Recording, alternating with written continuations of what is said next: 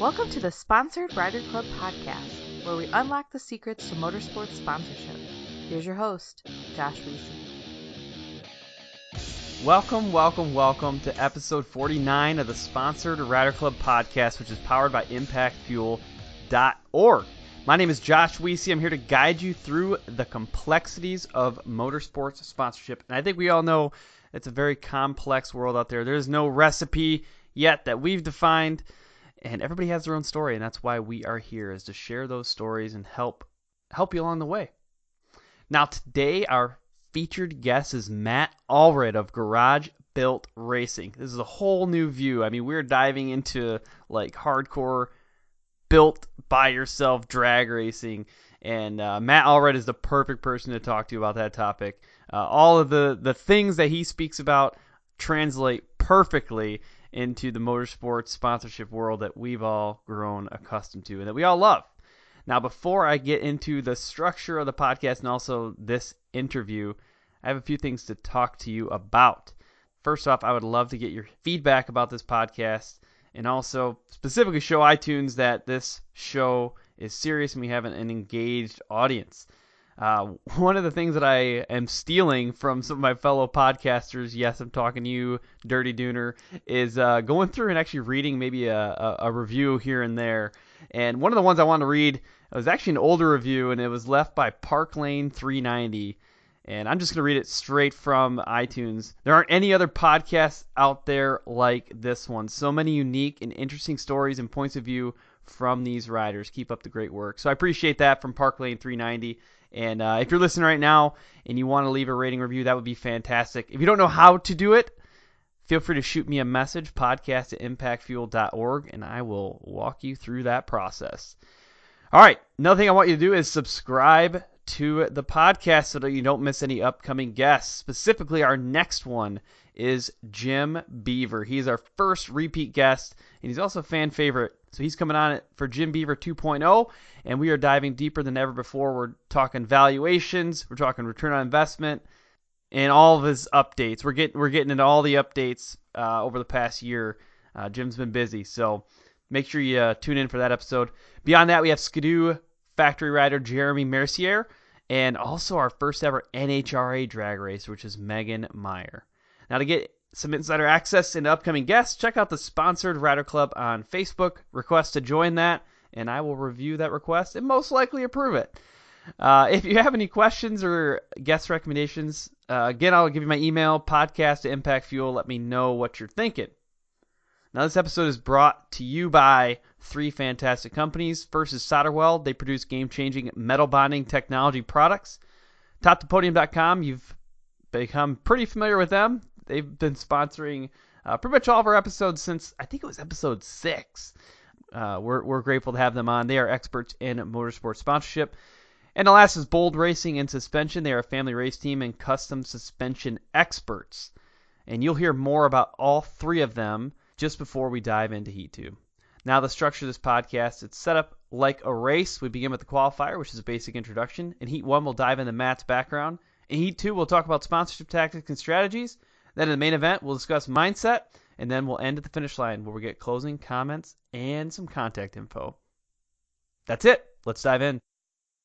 Welcome to this episode of the Sponsored Rider Club podcast, and our featured guest today is Matt Allred of Garage Built Racing. Together, we're going to guide you through the complexities of motorsports sponsorship. And Matt, I want you to kind of kick us off with an introduction about you and then also a little bit about Garage Built Racing. Okay, sounds good. I have been racing basically my whole life. My dad has been drag racing for 50 years. Nice. So I grew up at the racetrack, had it in my blood at an early age, raced dirt bikes for a while, raced go-karts, got into racing cars, went into street bikes, then went back to cars. So I've been in it my whole life. That's awesome, man. So dirt bikes, go-karts, drag racing, just all sorts of stuff, man. That's awesome. Yep. And then the garage built racing part, I've always worked on my own cars and always done stuff and worked on other people's cars in my house and the name kind of stuck, and next thing you know, we had a business. Mm-hmm. Mm-hmm. And that was probably, I mean, I think it started as Garage Inc. in, I don't know, 2003 or 4. Mm-hmm.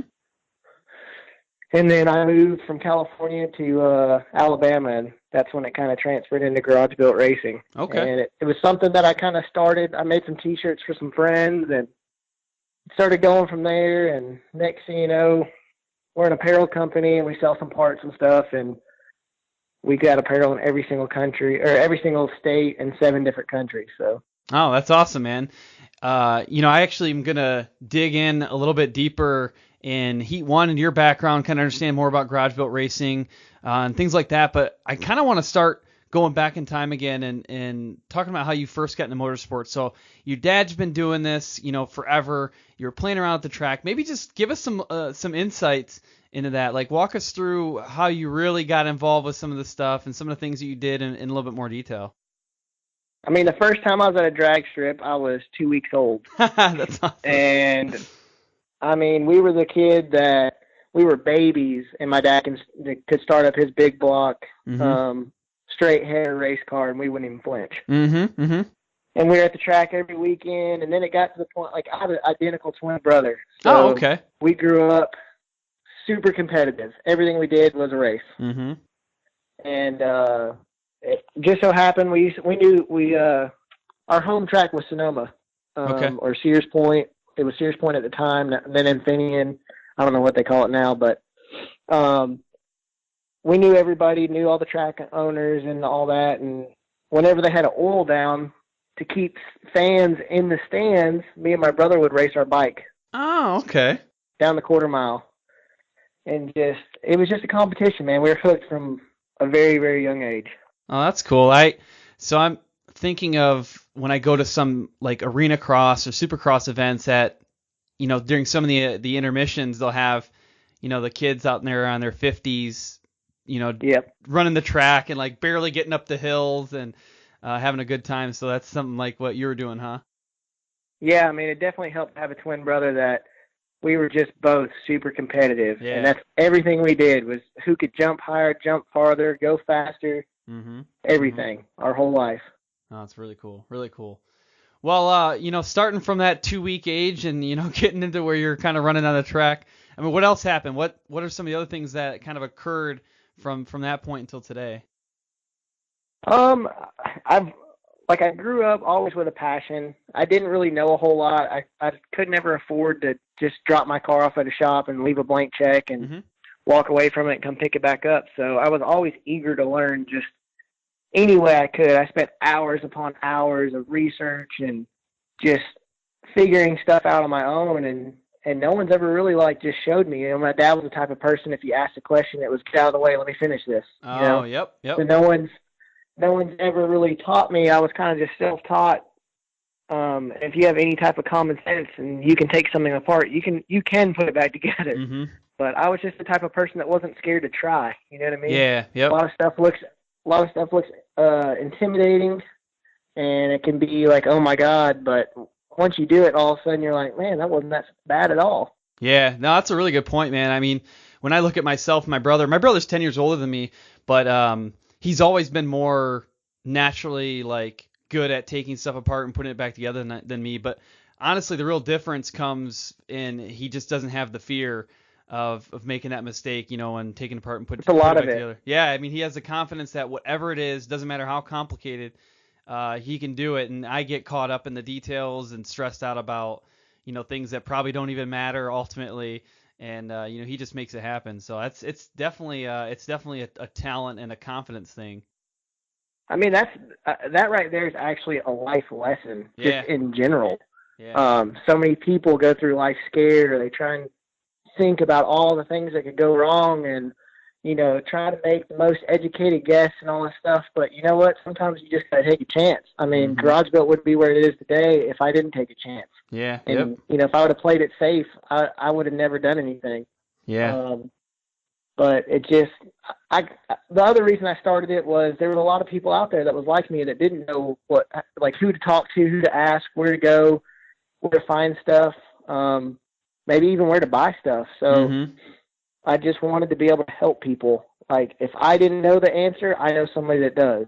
So I wanted to be able to be that person that somebody can go, hey, man, this is what I got. This is what I'm doing. What do I need to do? Because so many people now either A, want to get paid to be talked to, or B, they're going to try and sell you something you don't need because they're going to make money. No, it's definitely good points, man. So, tell us a little bit more about your inspiration with Garage Built Racing. So, you've got some ideas to help people, and they're asking questions to you, and you want to be able to provide that, some good solid responses. But what's some of the other details behind it? What were things that you were out to accomplish, and maybe what are some things that you have accomplished?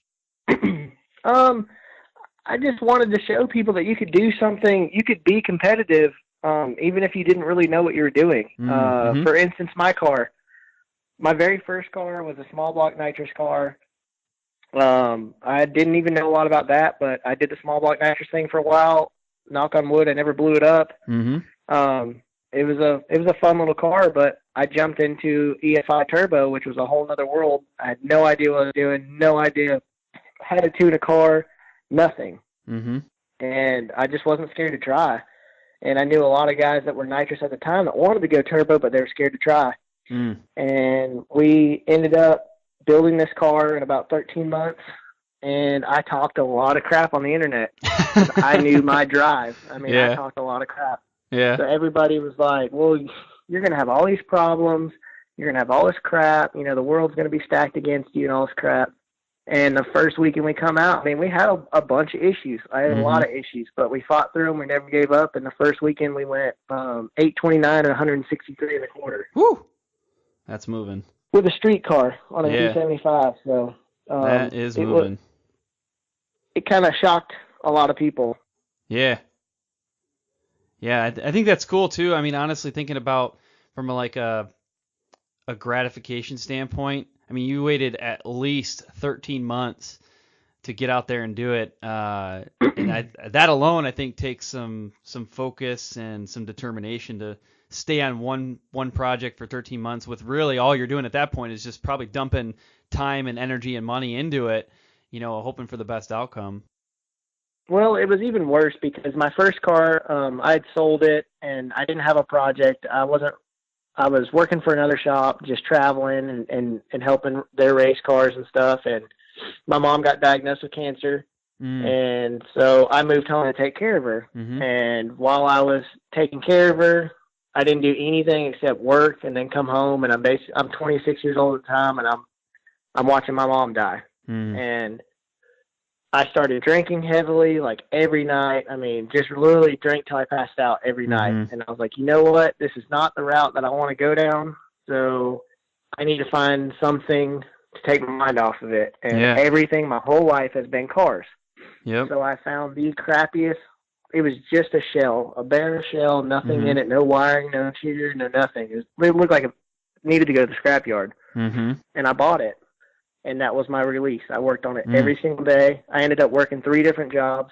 I was working usually over 100 hours a week to be able to pay my mom's bills, my bills, and build a car. But that was my motivation and my stress relief. Yeah, certainly. That's really good, man.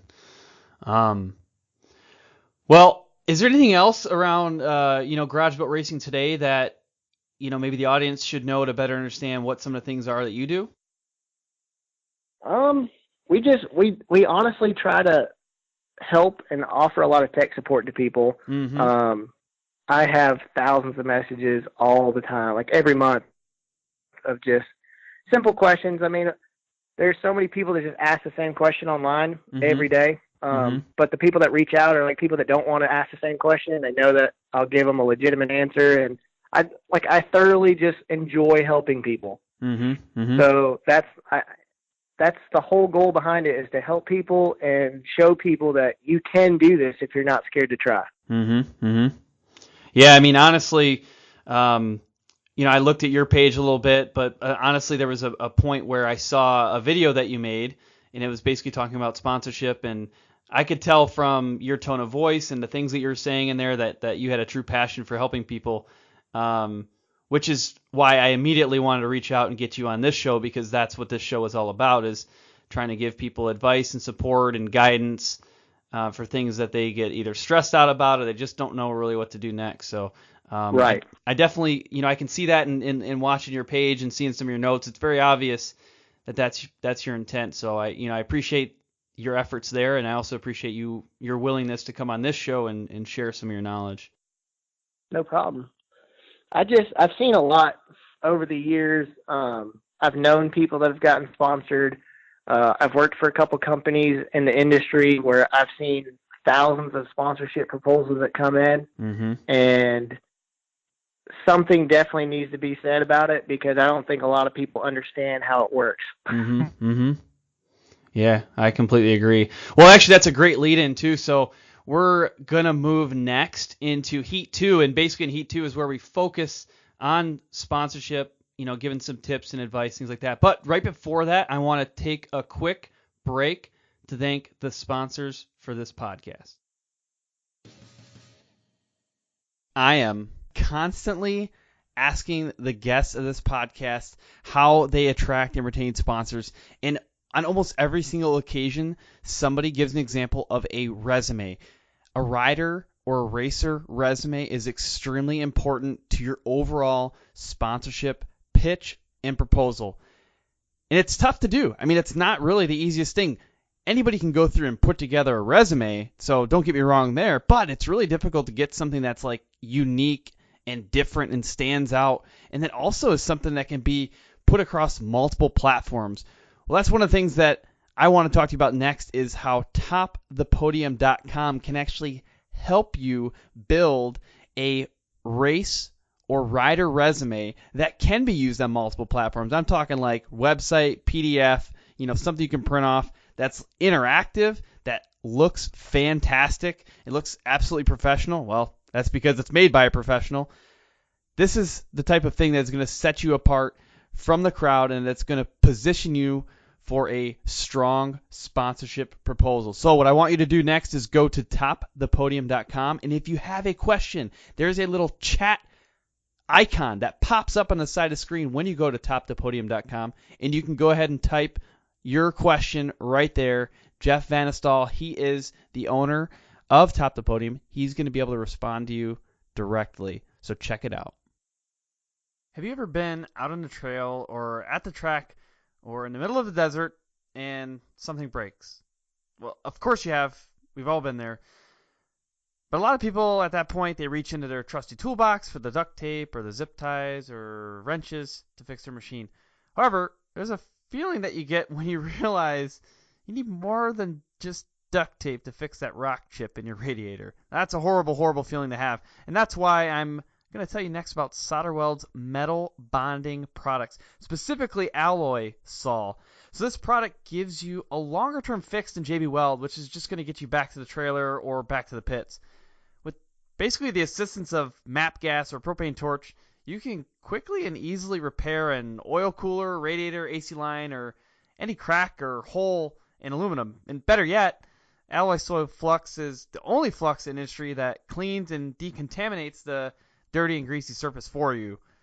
So you don't even have to worry about that part. The alloy sol rods are actually capable of a 30,000 PSI fix, and they're stronger than even the parent metal, and they're built to last the lifetime of the part. So don't let a simple radiator leak leave you out of the race or broken down in the trail. Bring along some alloy sol aluminum alloy repair rod and flux from SolderWeld. I hear it constantly from racers that a good suspension setup is absolutely critical for performance, and that's why I'm going to talk to you next about bold racing and suspension. Now, it's really critical to understand your suspension, and there's so many intricacies with the valving and the shims and all this crazy equipment that you need to actually rebuild and properly set up your suspension, that it's really important, if you're ready for that next level of performance, to partner with an awesome suspension company. Now, Bold Racing is that company. They're not only specialists with their suspension setups, but they also partner with companies that produce amazing custom components. And on top of that, they're a family race team. They actually race themselves, so they really understand the type of beating that your vehicle and your shocks can take. So what I want you to do is give them a call and just chat with them. Talk to them about suspension. Their number is 702-506-5354. If you're not ready for a phone call, go ahead and shoot them an email, bold.racing@yahoo.com. Welcome back, everybody. We are now diving into Heat 2, where we're going to get into some specifics around sponsorship. So first off, Matt, I want to kind of understand a little bit better around who are some of maybe your key partners or key sponsors that you work with for Garage Built Racing. One of my key sponsors would obviously be my engine builder, and that's Custom Performance Racing Engines out of Southern California. Long story short, he was actually somebody that I talked a lot of crap to because he was a rival shop when I was working in California, but we became pretty good friends, and he was just a trustworthy guy. I loved his business model and how he was trying to expand and just be able to do everything in-house. He's also a small business owner. He's nothing crazy big, and we just I sent him a lot of business, so we just worked something out on the motor for my car.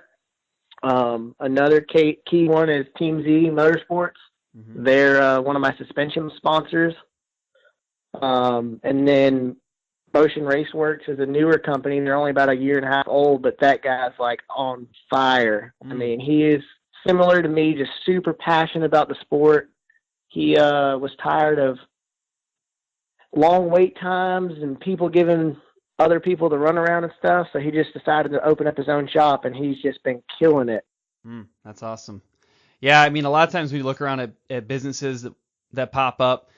There's, especially the ones who are quickly successful, they're usually solving some problem, and a lot of times it's the problem that they've had. So this person, like you said, they are frustrated with lead times and things like that, and they're like, "What? I can do this better. Why don't I just do it?"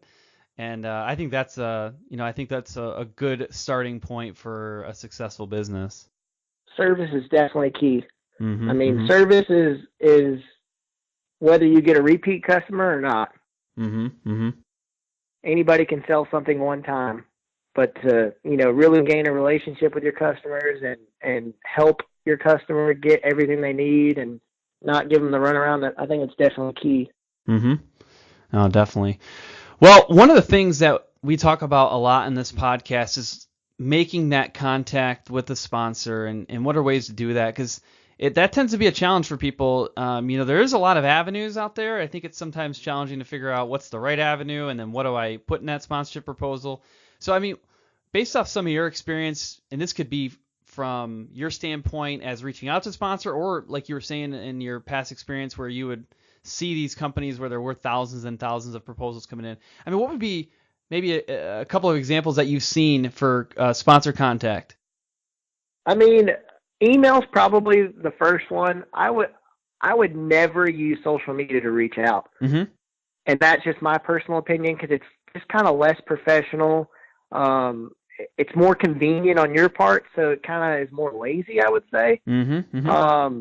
Just reaching out on Facebook or Instagram or something like that is just not a way to look professional. Yeah. A sponsorship, it's like a business agreement. You have to offer them something. Like, what are they going to get out of the sponsorship? Like, if they give you something, why does that make sense? And I think a lot of people need to look at the other side of that. Like, well, if I was a company, why would I give me something? Or why would why do I need this more than the next guy? Because you got to think, some of these companies are getting hundreds, if not thousands, of proposals. Certainly. The good news is a lot of people don't know how to. So a lot of people are just sending like short little messages, couple sentences. It's just very bland. Hey, I got this, and it's very basic. You should sponsor me. I think the number one thing that you should never do is just go out and say, hey, you should give me this. Yeah, yep, definitely. You need to sell yourself on why they need you. It's business, man. You have to have some type of return on investment. I mean, If I went to anybody that's asking for a sponsorship and said, "Hey, man, give me $100," you're gonna be like, "What? Why would I do that?" Yeah. You know what I mean? Like, Yeah. it really it's basic. It's just basic stuff. But I think people just, I don't know what they think, to be honest with you, but I feel like they think that businesses are just super rich and just can give away so much stuff, but then they would go out of business if they did that. Yeah, I mean, honestly, I do think that point right there is very valid. Um, you see a bigger name and you make some assumptions that there is a ton of money set aside for you. Now, there might be a ton of money set aside for advertising in general, but that does not necessarily mean it is set aside for you. Right. So that's some cases, but that's still pretty rare. For a company to just have a ton of money set aside for that stuff. And honestly, one thing that I've learned a lot about in the motorsports industry over the years is that a company might look larger than it really is. For sure. If you look at, let's say, Johnson & Johnson, Johnson & Johnson is a massive company. They're billions and billions and billions of dollars in revenue. That's they tend to be the exception, not the rule. A lot of these other companies, they might have 50 to 100 employees and maybe make a couple million a year in revenue. I mean, that's still I would say the bigger companies in motorsports. So it's tough for them to say, okay, if I'm asking for, in some race programs, they might be asking for $100,000. That could be all, if not double, of what their advertising budget is for their entire year. For sure. So it's tough, man. It's really tough. I mean, you can learn some of that stuff through some research. You can figure out where they're, at least relatively where their revenue's at or the size of the company, and then you can start making some calculations from that point. Yep.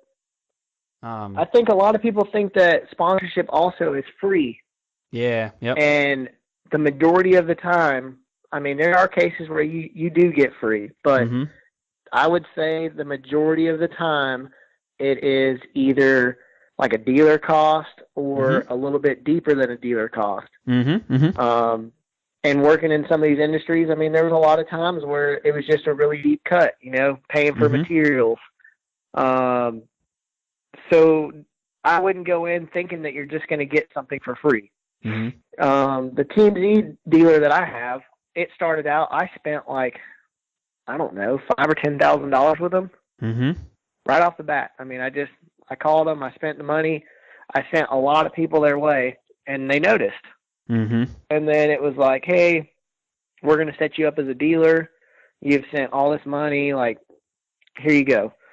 And then it just kind of slowly, gradually went from there, just building a relationship with them. I mean, now when I'm at the track, we eat dinner together sometimes, they're like family. But it was more along the lines of building a relationship rather than just asking. Like, I never once just asked them for anything. Yeah, I know I've actually had examples of this too, where I've entered into conversations with companies or businesses, whether it's on social media or through email, and I've entered in sometimes with the specific intent of building that into some sort of sponsorship. And most of those times they weren't actually successful. However, I've also entered into relationships with businesses and people just for the sheer fact that I liked their business, I liked their model, I liked the person who I was speaking with, and it turned into like almost. I mean, this sounds ridiculous, but almost on accident, it turned into a sponsorship. And I feel like I know these people very personally before it ever even gets to that point. Exactly. And I don't even like looking back. That's why I always ask so many questions around sponsorship and contact, is like, I'm trying to diagnose how this actually happened, because I think it's hard. Sometimes these things happen so naturally just as part of building a relationship, you forget how it even started. Yeah. I mean, there's so many ways to go about it, but you got to think of it as, if there's a company, there's probably thousands of people that are trying to get some type of sponsorship. How can you set yourself apart from 1,000 other people? Right. Probably 90% of them just send an email. Mm-hmm. I mean, if you see these companies at an event, or there's stuff like in our automotive world, like PRI or SEMA or stuff like that, where you can Mm-hmm. actually go up and start conversations with people. I think a face-to-face conversation goes a long way. Yeah. But you're really in competition with so many other people. Mm-hmm. Mm-hmm. Sending a very bland sponsorship proposal that they probably get 999 more of, you're probably not going to get a sponsorship. Mm-hmm. You definitely have to go above and beyond and set yourself apart from everybody else. But also, what do you have to offer? I know a few years ago, everybody used to laugh about like social media numbers and all that stuff. Like, why does that matter? Mm-hmm.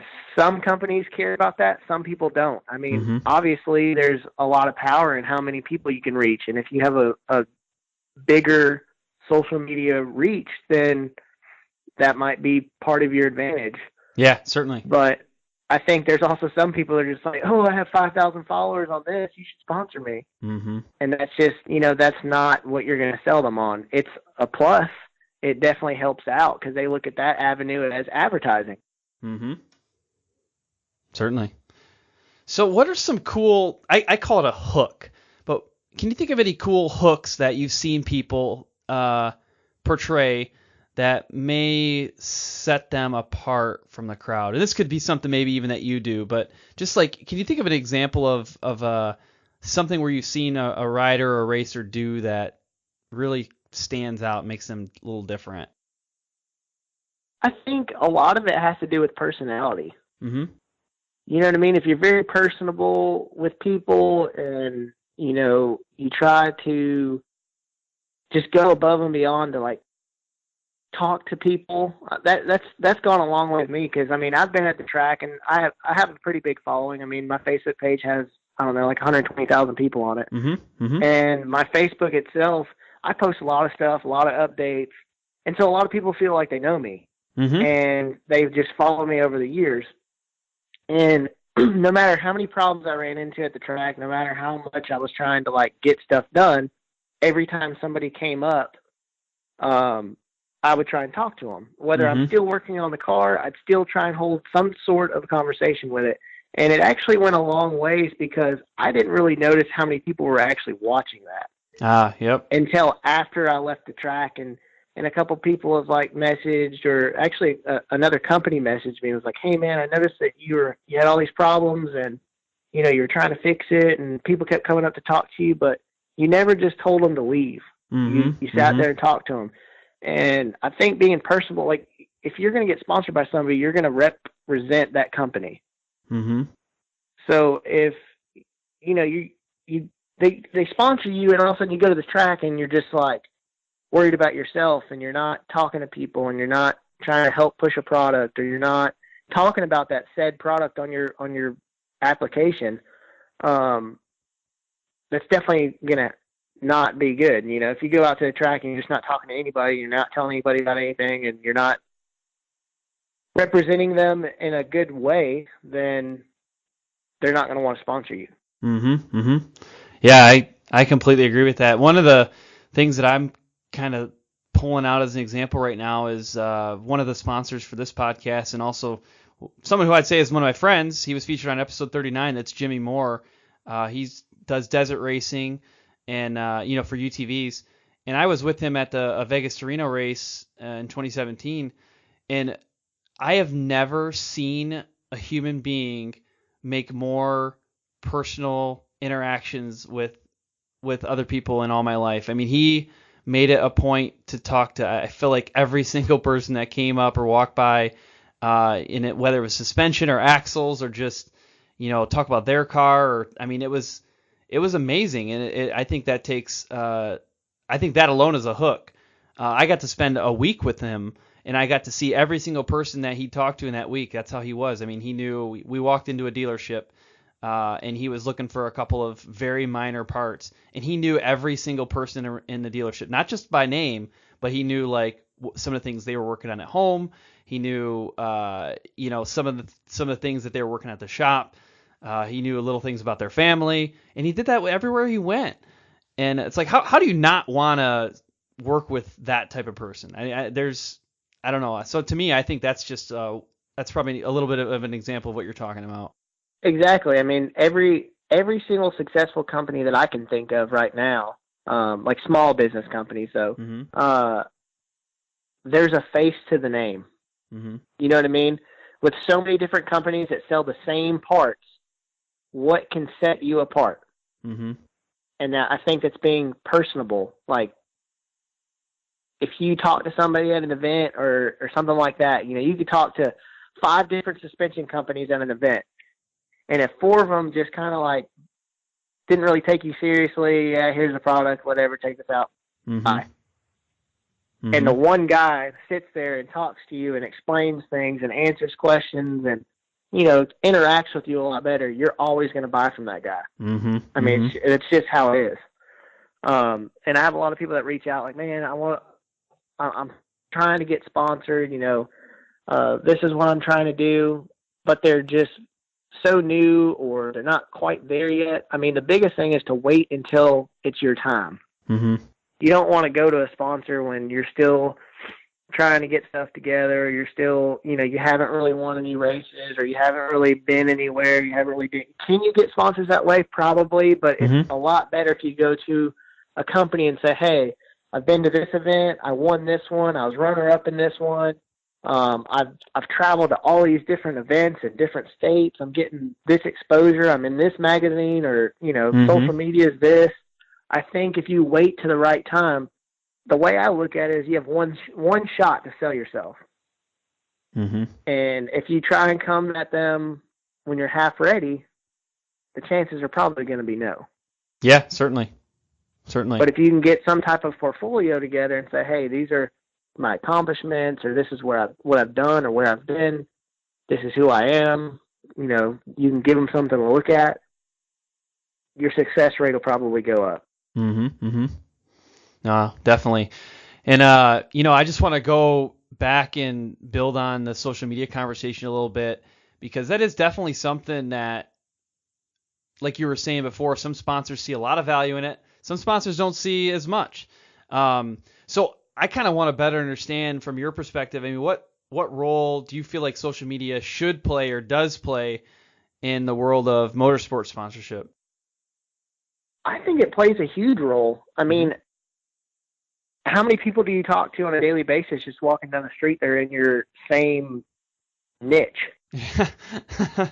Yeah, no, not that many. None for me. I mean, honestly, on a daily basis, until I get into my social media world or the podcast world, it's none. Right. So if you can build a audience that is specifically in your realm, I mean, that is targeting the right people. Mm-hmm. You know, anybody could say, hey, I got 100,000 followers. Well, is it 100,000 followers that knit blankets, or, you know, is it 100,000 people that are in your realm that you can potentially sell product to, that you can potentially push sales to? I mean, if it's like niche focused, then that's pretty powerful. You know what I mean? Like, you put a billboard on the side of the interstate about motorsports, how many people are going to ride by and be like, I needed to see that? Probably not a lot. You know what I mean? Right. Yeah. So you could definitely build a targeted influence or audience and have a major influence in that. And I think everybody has a marketing budget of some sort, whether it's sponsoring a race or, you know, putting an ad out or maybe an ad on a radio station. And they all look at like, okay, well, if I put this out there, who's going to see it? Mm-hmm. And they're all going to want, you know, a targeted, they'd rather have 5,000 targeted people see it than 50,000 just random folks driving by. Yeah, exactly. So I feel like if you built a pretty substantial social media following, and one, it just helps market you, you know, and you can be very personable on your page or whatever. And like that one guy that you were talking about, people felt like they knew him. Mm-hmm. So if you could do that and people, you know, like you, I think a lot of the times it's just building yourself. Mm-hmm. if people feel like they know you, then, again, it goes back to that whole relationship type deal where people want to do business with people that they feel like they know.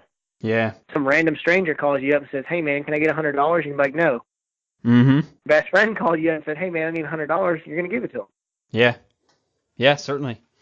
It sounds so obvious, but it's really It blows my mind. Yeah, yeah, I completely agree. So I mean, honestly, I've told people about this on the podcast before, but one of the reasons why I felt that there was a need for a podcast like this was based off of the contacts that I would receive through my business that was really, really small, and people would reach out and lead with that, sponsor me. I'm like, my initial thought, no matter who it was, is who are you? Even if there was a very detailed description of who they are, I'm like, who are you? I don't know you. That's just what automatically goes in my head. And it's I don't know. It's just a strange feeling to not have a relationship with someone and have them asking for some sort of support. And we've talked about this before too in the podcast, is like, I think people view if they're reaching out to a company, they view it as the company in general. So like, why would I need to be personal with a corporation? But there's some human being that is on the other end of that proposal or that message, whatever it is. And in all cases, there's some human being that looks at that at some point, and they're the ones that need to know you. And if they don't, then that proposal gets scrapped. Exactly. That's good. You just have to set yourself above everybody else. There's a million other people out there trying to get it. Why are you different? Mm-hmm. Like, I've seen sponsorship proposals where it's literally like a paragraph. There's nothing else. It's a paragraph. The really good ones, you want something that catches your eye. Use something that pops, pictures of your whatever, bike, sled, car, where it came from, where it's at, maybe pictures of you winning events or in magazines or something. Like, use things that would be like, okay, I'm scrolling through. If you're flipping through a notebook and it's like blank piece of paper with a couple words, and all of a sudden you're like, bam, intricate, detailed. You need to kind of go into detail, but you don't need to bore them. You know what I mean? You don't need to go into every little detail, but put some of your big accomplishments, put some of the places you've traveled, how many events you're probably going to go to. That gives them something that they can gauge of how much exposure that they're going to get. You could plug in your social media stuff. You could post pictures of where you were, where it's at now, what your future goals are, what your future plans are. I mean, all that stuff is huge in trying to sell yourself. Yeah, certainly. Well, you had mentioned, that there's some of the good proposals that you've seen, that they include something that pops. Can you think of an example of a really good proposal that you've seen, and maybe what were some of those details that made it pop or made it stand out? So one of them that I saw, I think he was a drifter. He made a sponsorship proposal. It literally looked like a brochure that you would get at SEMA. I mean, it was like full colored, like fancy background, and then like pictures of his car. You had a quick rundown of like his specs. Then you flip the page and it was like another little thing that had all the events he was at, which ones he won, where he placed. And then it was like, his future goals, but everything had detailed, like colored. It just looked like a very well put together brochure that somebody at SEMA or one of those events would hand out. Right.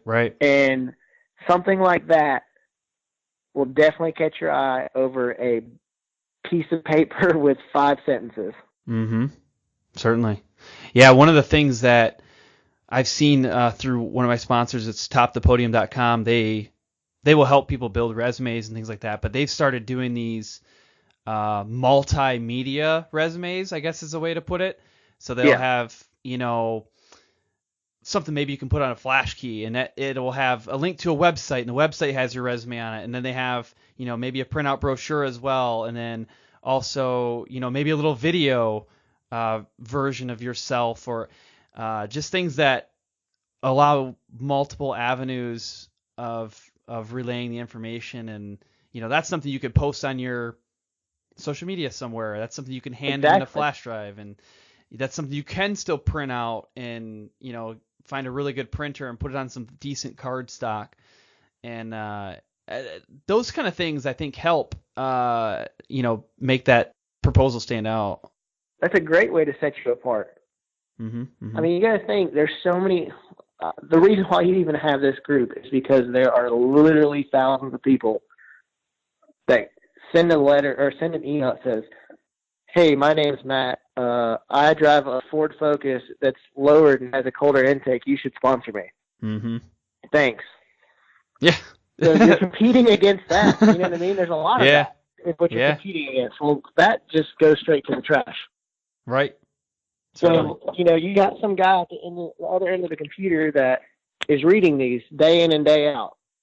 And he's scrolling through and he's scrolling through and he's scrolling through, and it's the same crap. So if you have something that literally stands out, or a video or all that stuff you're talking about, it makes a huge difference. It definitely catches their eye, and they'll either forward it to the owner or the marketing director or somebody to have another look.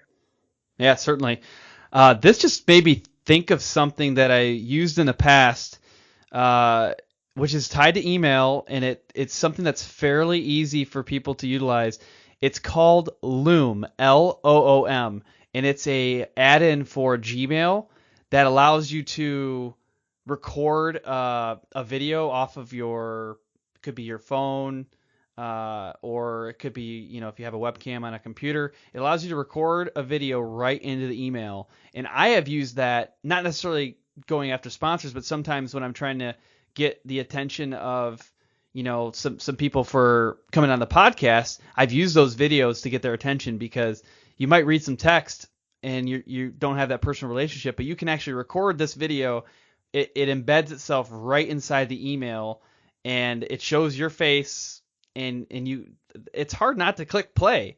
It's hard not to say, like, I want to know what this person has to say. Like, they went through the time to actually record a video and put it on on this email to me. And that's actually honestly how I landed Joey D of UTV Underground on this podcast, and he's very, very popular in the UTV industry. But that's how I got his attention. I got a hold of his email, I did that video, and right away he responded, like, when do you want to do this podcast? That's awesome. So that's something that anybody listening right now should be able to do with, I'm assuming it works on a phone. I've always done it on the PC, but look up Loom, Loom, and it's an add-in essentially for Gmail, and check it out and give it a shot. See if that helps you. It definitely makes a difference. Cool. Well, we've talked about several examples of things that maybe shouldn't be done in a proposal. Have you seen one, though, or have you heard of one that just really wasn't good? And what's something that we could learn from that? It really wasn't good. Kind of like what I told you. I mean, there's just people that literally are just, hey, you should just give me this. Mm-hmm. And again, it's a service. It's a catch-22. Like, they give you something, you have to give them something. Mm-hmm. You can't just come out and ask for free. You can't just come out and just ask. You have to, this is who I am. This is what I'm about. This is how much reach I have. I can put, what can you offer? What do you have to offer that is better than everybody else that will benefit them for losing a little bit of money? Mm-hmm. Like in that video that you saw, I mean, I just personally feel like if somebody lost out on a little bit of profit, I need to make that back like 10 or 20 or 100 times. I just need to, they took a chance on me, then you need to be grateful for that and push the crap out of their product or push sales or just really represent that company very, very well.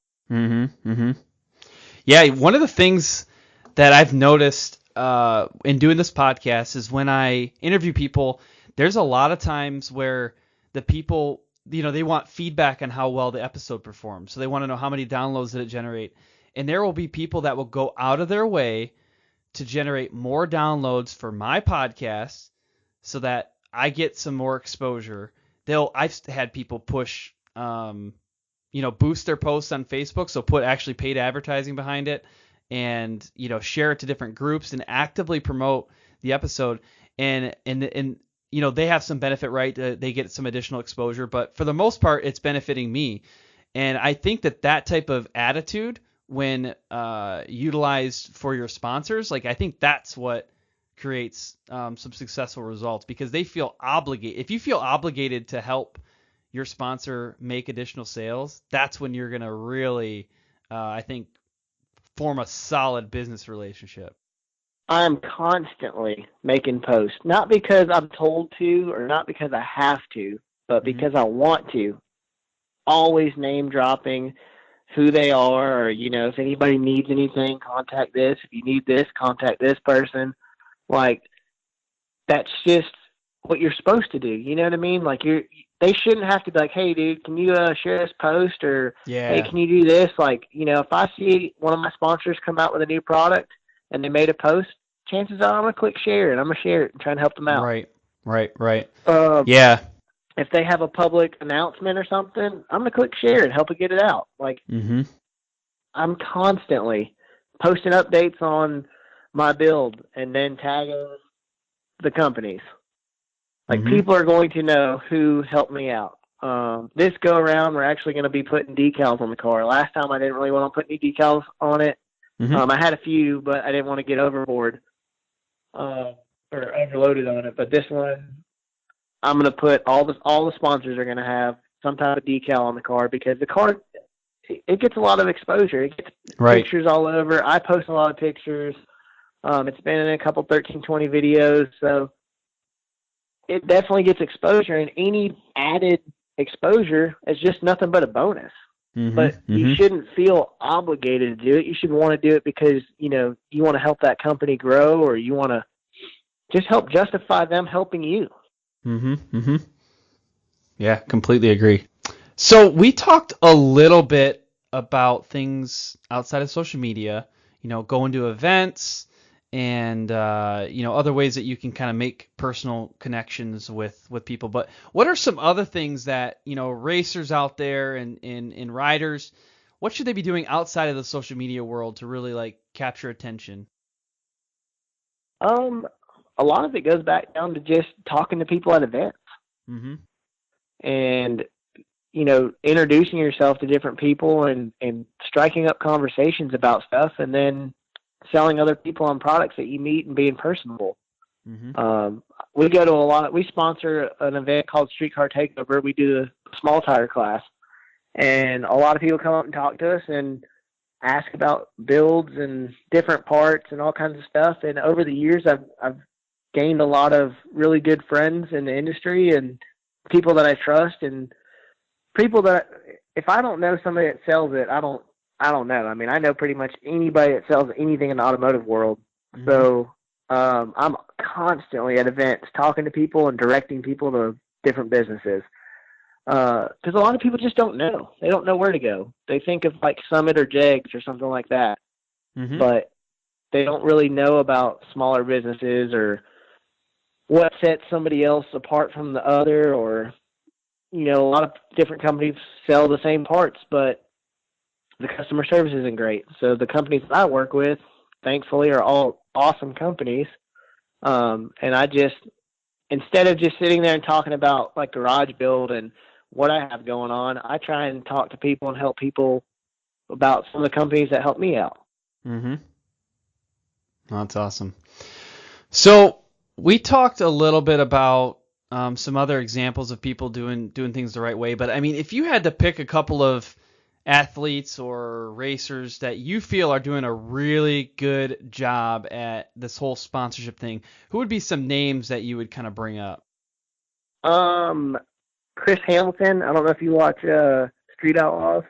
No, I don't. Okay, but his name on there is Boosted GT. Okay.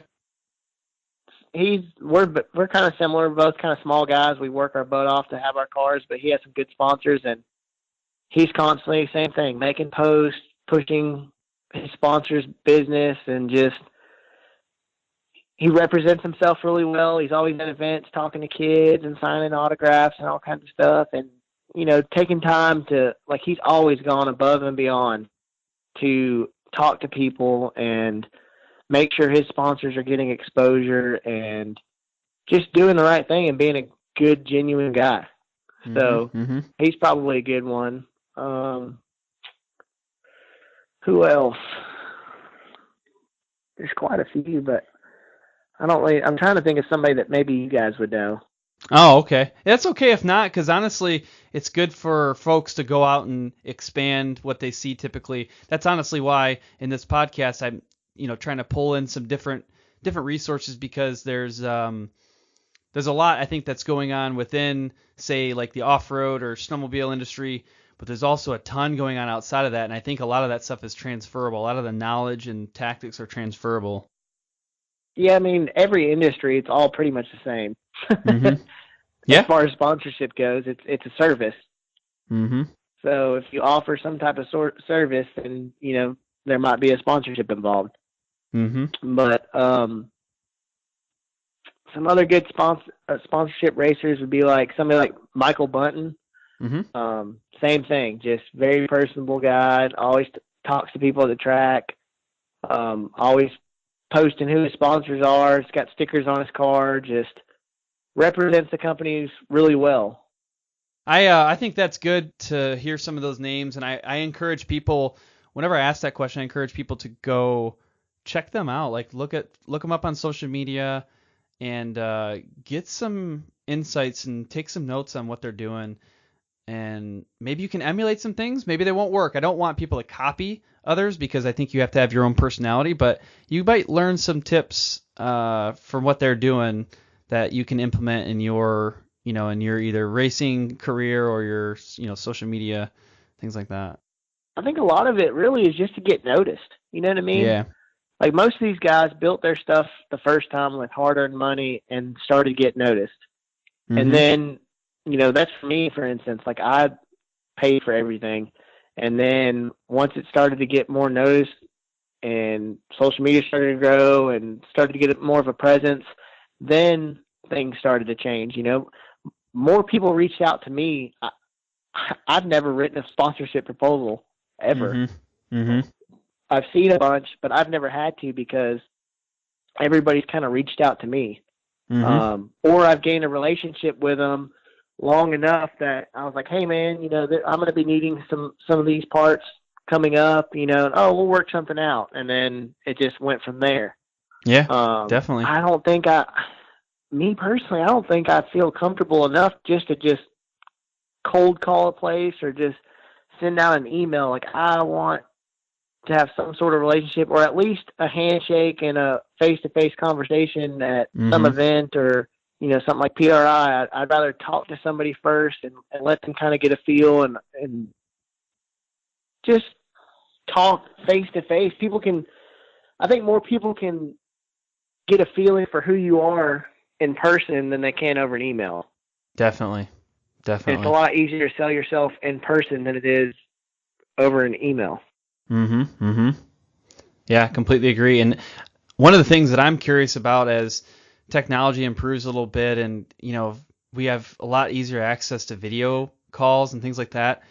I mean, I'm wondering if there's going to create new opportunities for people to have, and maybe if you can't get face to face, maybe you can at least hop on a video chat. I think that would definitely be an option, especially just to reach out and be like, hey, I'd really love to have a sit-down conversation with you, but, I'm in a different state or whatever. It'd be nice to just have a video chat whenever you get a chance, want to talk to you about some things. Yeah, yep. I think it would kind of like that video that you're talking about in the email where you just got to press play because you don't know. I probably, if I sent an email to try and set that up, I don't know if I would drop too much information in it because they'd probably be like, man, I wonder what this guy wants. Right. That's exactly right. So keep them intrigued. Yeah, certainly. Well, cool. I think that I'm ready to move on to the main event. The main event was where we discuss a little bit about mindset, just because we talked about a little bit earlier about confidence in repairing machines and things like that. There's some confidence in some, emotional and mental things that you have to get through to put yourself out there for sponsorship. So a couple of those things are kind of around obstacles as well, like overcoming obstacles. So what is an example of like a big obstacle that you've had to overcome in your motorsports career? I think pride. Mm-hmm. Pride is probably a huge thing that most men in general battle. Mm-hmm. You know, oh, I don't need no help. I don't need this. I don't need that. I'm fine. I got it. I'm good. You know what I mean? Mm-hmm. I think that's one of the biggest things the guys do, and a lot of people don't want to ask for help. Yeah. But again, Yeah. you're not really asking for help. You're asking for a service. Mm-hmm. And you got to remember that. You're not asking for a handout. You're not asking for something for free. I actually saw a status on Facebook last night where a guy was calling Chris Hamilton Boosted GT out because he had posted his sponsors in a Facebook post. Mm-hmm. And some guy was like, oh, well, I used to think you were all this and all that, but now I see you got all these sponsors. I would never take a sponsor deal. I would turn them down. Mm-hmm. And we're like, well, you know, what does that have anything to do with? Oh, well, yeah. He's got sponsors. You know, I feel a lot better doing it on my own. And I'm like, there's no difference in getting help and doing it on your own. He can't put his pride aside. Yeah. And there's a lot of people that are like that are scared to ask for help or don't really want to ask for help. But you're not asking really for help. You're asking to offer a service in return for some goods. Yeah. Or a discount. Yeah. That's a great way to reframe it too, because we actually have talked about this once before, a couple episodes back, you know, about how somebody's parent would turn down sponsorship when they were racing at a young age. Like people would come up to them and say, wow, I like what your child is doing on the track. I would love to be a part of their growth. Let me take care of your fuel, or let me take care of, you know, your tires, or let me take care of whatever. And, you know, the father was like, no, we don't take handouts. No, we don't do that. And what that person learned over time was that they needed that to progress, but also it was work. Like they were accepting basically a new job, you know, and that new job was promote the sponsor. And that's just another way of looking at it, just to your point. Exactly. I mean, the way I look at it is if you could save money doing something, that gives you more money to either better your program, or it gives you more money to travel farther distances or go to more races, or it just helps you out financially to do more. Mm-hmm. Mm-hmm. I mean, could you do it without a sponsor? Probably. It would take you longer. Mm-hmm. But people need to stop looking at it as a handout. It is not a handout. There's not very many people out there that are sponsored, period. Right. If you look at the grand scheme of things, there's not that many. Mm-hmm. So it's not a handout. You earn that crap. Yep. And it's a job. Like you said, it's a job. It's not a handout. You're not getting anything for free. Somebody might have gave you something, but in return, you're doing a service. Mm-hmm. And you are one of the very few chosen to do that. Right. Yeah, I you know, this is something even with this podcast, because if you're listening to this, at this point you've already heard some of the commercials for this, and you know, people have made comments to me before that don't fully understand what goes into, you know, recording a podcast. They're like, oh, so you got someone just giving you money for this episode? Like that's crazy. I'm like, well, you know, it takes me a while to actually source the person. It might take weeks to actually get them scheduled and multiple follow-up emails, and then I'm making a connection with the sponsor and come up with agreements about what type of information we're going to share. And then there's the actual editing part and the graphic design for the thumbnails, and then the actual social media promotion and the time spent setting up ads. And like, yeah, that's not at all someone just giving me money. Like there's an agreement that I'm going to do some services in exchange for them to provide me with the ability to perform these services.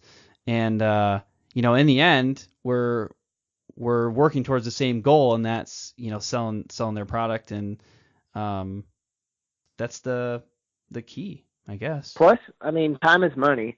And not only that, I mean, your time is valuable, but really you're doing this to offer a service to so many other people. That's what the whole group's about, is to help others. So, I mean, you're not really getting a lot more people are getting way more out of this than you are. Yeah. That's the intent. That's cool, man. So around some similar lines of mindset, I think a lot of this stuff to take that time, right, and maybe delay gratification and, put your focus in the right place. I feel like that requires a certain amount of inspiration. So who would you say inspires you the most and why? Man, that's a tough one. I should have been prepared for that one. I usually just tell people default to Josh Weesey, host of the Sponsored Rider Club podcast, but they don't seem to do that. Yeah, they don't do it.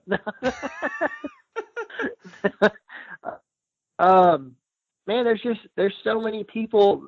I've surrounded myself with so many motivated, hardworking, just great individuals that there's so many, man. Like, It took me a while to just start taking negative people out of my life, whether it was really close friends that, I just hung on to because they were friends forever or what. But the people that I surround myself with are just, man, they're motivated, they're hungry, they have goals and they want to reach them, and nothing's going to stop them. And that's just who I'm around. So I'm not around people that complain all the time. I'm not around people that say I can't. I'm not around people that want to give up easy. Like, I'm around people all the time that just will work 20 hours a day if they have to, will struggle through everything and never give up, that have goals and will do everything they can to reach them. So just being around people like that definitely makes everything a lot easier, because you are a subject to your surroundings. And if you surround yourself with negative people, or you're always talking about negative stuff, or, I can't this and I can't that, you won't. You really won't. Yeah, there's a quote, I think this one's Henry Ford, but I could be wrong on that. But basically the quote is, if you think you can or think you can't, you're right. Yep. And another quote that, honestly, this has truly become a theme after recording, these podcasts, is that who you surround yourself with has a dramatic impact on your overall outlook, and I think your overall success. I mean, one of the quotes that from Robert Kiyosaki that I've said in this podcast tons and tons of times, and I'll keep saying it, is you are the average of the 5 people you spend the most time with. So you have to basically select those people, accordingly. It doesn't mean cut people out of your life that, that might be important, but maybe you don't spend as much time with them, or maybe you don't ask those people for advice. I mean, that's exactly right. That right there could be put through your whole life, like every situation in your life. You know what I mean? You're not gonna ask a drunk that sits at home what shocks to put on your dirt bike. You know what I mean? So why would you hang out with that guy when you're trying to, and ask him questions about your racing program? You're not gonna ask the person that's been divorced 5 times marriage advice. Right. Exactly. So exactly. If you surround yourself with people that are just motivated and in the same industry, and maybe really people that might be more advanced than you. Yeah. Yep. My boss, I mean, his car is way faster than mine. He goes faster than I'll probably ever go. David Reese is one of our good friends. He has a car that goes 200 miles an hour in 3.8 seconds. Man, that's almost as fast as my car. That's pretty impressive. Just being around those guys, man, I learn so much all the time. And I mean, my car's not even on that level. I have like a street car. They have, radial cars that are just awesome, out of this world. But just being around those guys, I learn from, and my little street car improves from that. So it's really about who you hang out with, man. Who you get advice from. A lot of people have mentors. A lot of people have just successful people in their life that have probably taken all the worst roads to get to being successful, but you can learn from that. Mm-hmm. You don't have to take all the wrong roads. I highly, highly recommend that if you don't have a mentor right now, that put that on your list of things to acquire. And honestly, it can be a really tough thing, but ideally you just want to find somebody that is where you want to be, and you want to fight to try to get a little bit of their time. I mean, if you want a strong, solid mentor, and if you're really fortunate, you can get a lot of time with them. That's fantastic. But a lot of times I'm talking minutes, or half an hour a month, or half an hour a quarter. If you can find somebody that's where you want to be, that's willing to give you 20 minutes of their time on a regular basis, then snatch that opportunity and learn everything you can from that person. And sometimes it's going to be, you might just blindly follow their advice, and sometimes it won't work, but most of the time it's going to work, and you're going to learn and grow from it. For sure. I mean, even if it's somebody like, a sponsored rider that you look up to, instead of walking up and asking for their autograph, go blindside them with some crazy question that you want to know. Yeah. Exactly. Catch them off guard. Don't be like, hey man, will you sign my shirt for me? Or hey, will you take a picture with me? Go up there and ask them a question. What do you want to know? Mm-hmm. Mm-hmm. That's 100% right. I think that's a really important life lesson. I mean, you don't have to just have these mentors in the racing world or sponsorship world too. There's other people. If you want to be really good at something, it's really good to have a mentor kind of guiding your way. Yeah, I think a lot of it also goes back to what we talked about earlier, of the confidence thing. Mm-hmm. Like a lot of people second guess themselves. You got to own Mm-hmm. that. You have to own it. You have to tell yourself every day, I am good enough. I am wealthy. Not monetary, maybe, but you have something to offer. You have to be confident, man. You have to keep telling yourself all the good stuff and want Mm-hmm. it. Write your goals down. Write them down, and every day Mm-hmm. pursue them. Do something to get one step closer. Mm-hmm. And when you reach those goals, make new goals. Mm-hmm. 100%. Very key. Writing it down is key. Doing it daily is awesome. I mean, I've told people on this podcast before, but a game changer for me from a life outlook standpoint is writing down every day something called a gratitude journal. And I say 3 things I'm grateful for. I say 3 things that are going to make today great. And I do daily affirmations, basically, things that are reassuring to me, reassuring to what some of my goals are. I write down 7 daily affirmations, and that's in the morning. And at night, I say, what could I have done to make today better? 3 things. And then I say 3 amazing things that happened today. And that's any exercise like that. I mean, it sounds a little bit crazy. Dude, there's so much power in it. It's a game changer. It is. There's so much power in that.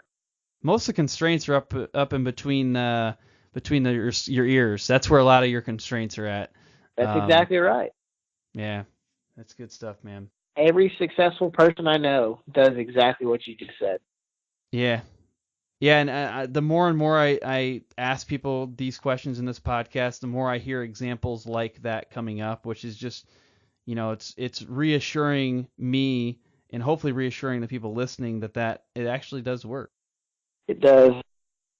One last question that I want to ask you, in the main event here is about your motorsports career and kind of what's next. And the reason why I asked this question is I want people to understand a little bit about, maybe the uncertainty that you might be facing, or maybe maybe it's even the confidence that you might be facing when choosing, the direction for your career.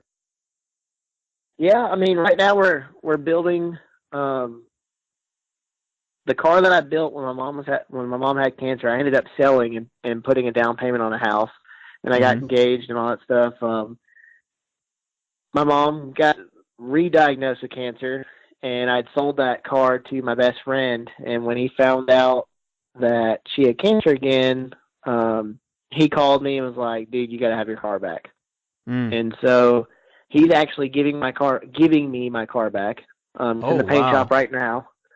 And a couple other sponsors kind of jumped on board. And so hopefully in the next 2 months, we're going to try and throw this thing together. We ended up going 521 at 136 on low boost last time, and on a 275 radial in the 8th mile. So this time we're definitely going to try and knock this one out of the park and go way faster. So the pressure's really on because all eyes are watching and everybody's interested in the comeback. And now I have some more sponsors on board. So of course that adds to the stress because, you want to go out and you want to do good and run decent times and kind of just wow everybody and get yourself out there even more. So in the next couple months, we have a lot of work to do, a lot more money to spend, unfortunately. Yeah, right. But we're going to push and try and get the car together for next season and try and hit as many events as possible. We're going to try and start doing a bunch of different motivational videos and different videos showing different businesses and where they came from and, how they were really, I think a lot of people just think some of these businesses, man, they're just a whole nother level of person, or, maybe they were handed a bunch of money to create this monster of a company or what. But a lot of the companies that I know that are now very, multi-million-dollar successful companies were just normal guys that had a passion and they stuck with it,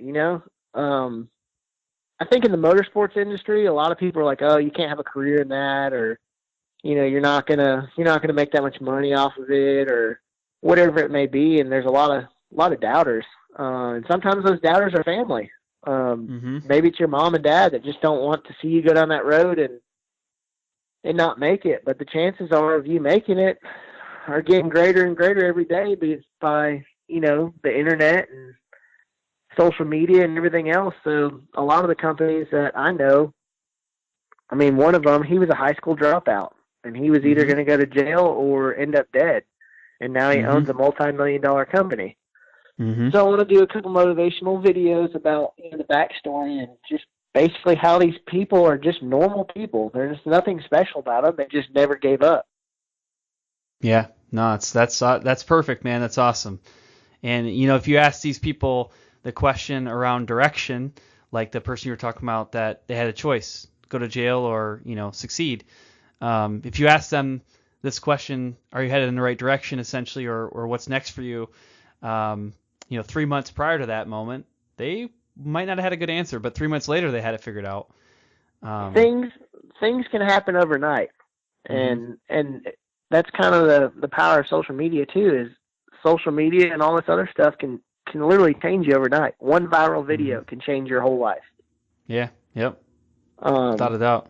Not giving up. I mean, that's how I really gained my following. I had so many issues, and everybody told me to just, push the car in the garage, put a cover over it, come back later. I was killing myself. I was working 80 hours a week, 100 hours a week, and still working on the car, trying to make a race, trying to make a deadline. And, everybody told me to stop, quit, just put a cover on it. It's not worth it. I fought through all the problems, and I ended up went 829, which a lot of people can't do their first weekend. But, it's just kind of, we had so many issues and fought through them, and it was just kind of a motivational thing for other people. But on the other hand, it set me apart from other people just because they would have gave up.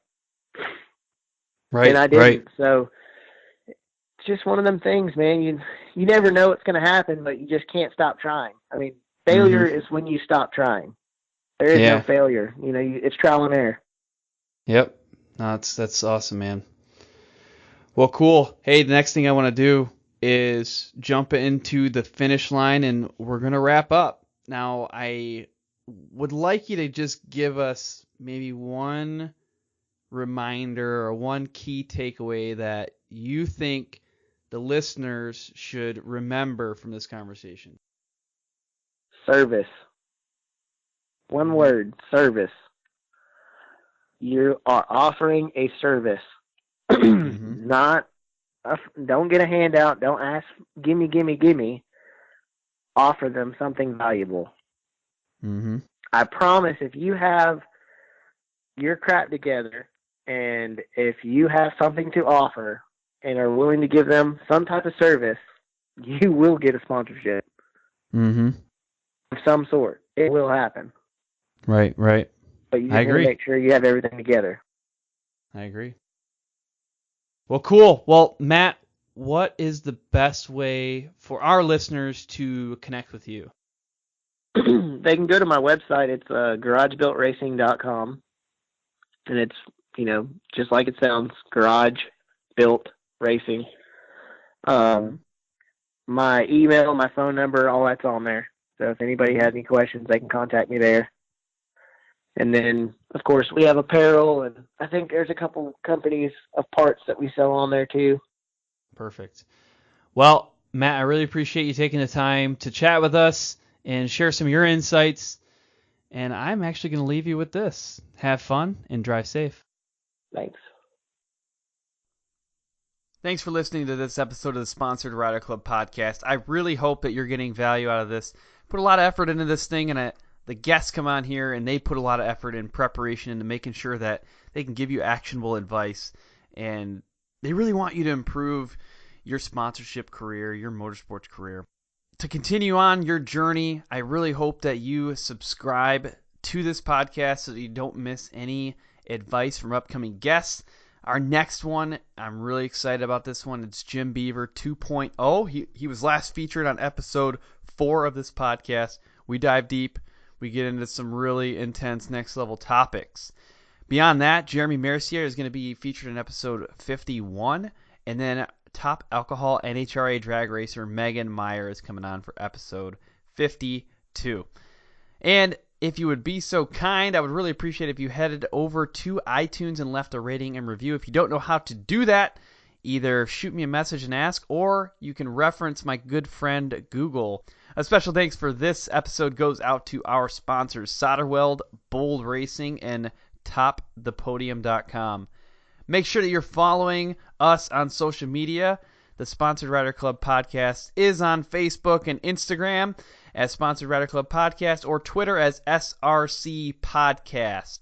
Check those things out. Make sure you stay updated on the latest news, information, and things like that. One last thing I want to talk to you about is Impact Fuel. It's an online community aimed at turning your riding experiences into sponsor-funded charitable donations. By posting your mileage or podiums on social media and tagging or mentioning Impact Fuel, you're creating a financial donation for the featured charity for that month. For the month of November, we're featuring Toys for Tots. So make sure you get out there, ride a little bit, donate those miles, and we take care of the rest. You don't need to give any money. That's all taken care of by our sponsors. And really, you just gotta go out there and tag us. Pretty straightforward, but if you ever got questions about that, feel free to let me know. Impact Fuel is available on Facebook, Instagram, as Twitter, all as Impact Fuel. I look forward to serving you again next week. Until then, have fun and ride safe.